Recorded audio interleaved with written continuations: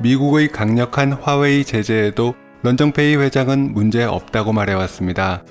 이미 예상했던 일이기 때문에 준비된 플랜 B에 따라 대응할 것이고, 오히려 미국이 요구해와도 화웨이는 미국에 판매하지 않을 것이라며 자신감을 보여왔지만 결국 인터뷰를 통해 충격을 인정하는 발언을 하며 미국의 제재에 혀를 내두르고 나섰습니다. 안녕하세요, 파란나비입니다. 외신에 따르면 화웨이 런정페이 회장은 인터뷰를 통해 현재의 화웨이가 심하게 훼손된 비행기라며 화웨이 수입이 향후 2년간 예상보다 300억 달러나 밑돌 것으로 전망했습니다. 그러면서 미국이 이제껏 중국 기업을 이토록 단호하게 대응하는 것을 본 적이 없다며 미국의 조치에 혀를 내두르고 나섰습니다. 미국이 화웨이를 제재 기업에 올리면서 주요 반도체 기업들이 화웨이와 거래 중단을 선언했을 때 많은 기업들은 화웨이가 질식사하게 생겼다는 반응을 보였지만, 화웨이 회장은 미국 기업들이 반도체를 팔지 않아도 된다며 자신감을 보였습니다. 하지만 제재 조치가 현실로 나타나면서 매출에 타격이 오자 자신이 직접 한풀 꺾인 발언을 하며 미국의 의지가 이렇게 크고 굳건한지 몰랐다는 것입니다.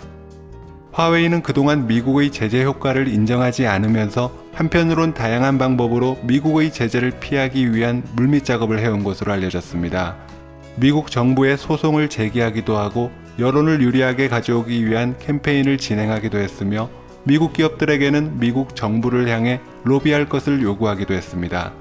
지난해 화웨이가 구입한 부품 비용 700억 달러 중에 퀄컴, 인텔, 마이크론 같은 미국 기업으로부터 구입한 비용이 110억 달러 수준이라 미국 기업들도 화웨이 제재로 매출에 타격이 불가피하니 미국 기업들이 나서서 화웨이 제재가 완화되도록 로비하라는 것입니다. 이는 중국 정부까지 직접 나서서 미국 기업을 불러 강력히 경고하는 한편 미국 정부를 향해 로비에 나서라고 요구하는 상황에 이르렀고, 당시 삼성 하이닉스 같은 한국 기업들도 불려갔던 일은 사실로 확인되기도 했습니다. 그리고 미국 기업들의 로비도 사실로 확인되고 있습니다.